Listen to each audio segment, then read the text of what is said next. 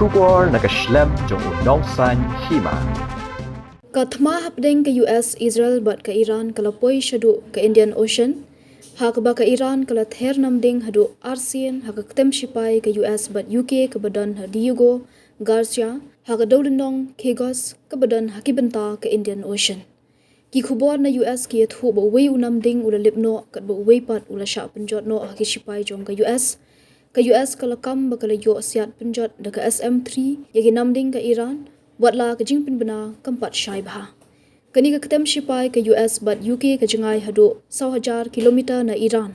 Kini ke penpau ba ke Iran ke doni ki namding ki balak ban siat jengai. Ke Iran kala penbena pat ba ke doni ki ballistic missile ki balak ban her tang 8,000 kilometer. Hendai kini ke jing siat jongka ke bapoi hadu ki benta ke Indian Ocean. Kapen i ba ke Iran ke doni ke AKA ke ba kimpat penbena ke ba ke perthei keempat tim.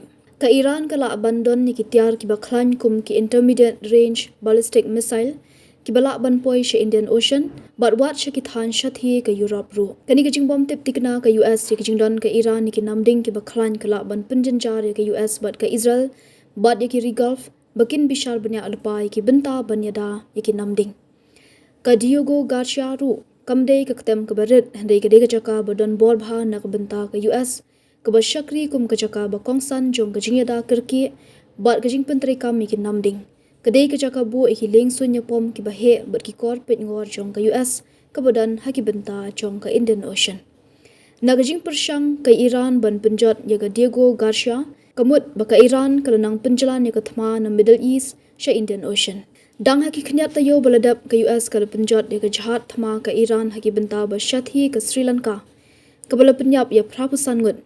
Kini ke jahat thma ke Iran ke dang thmu banlit phai yeng na ke jingwana shimbenta ha ke Milan 2026 ke jingya kilan met jong ki shipai kebala penlong ha India.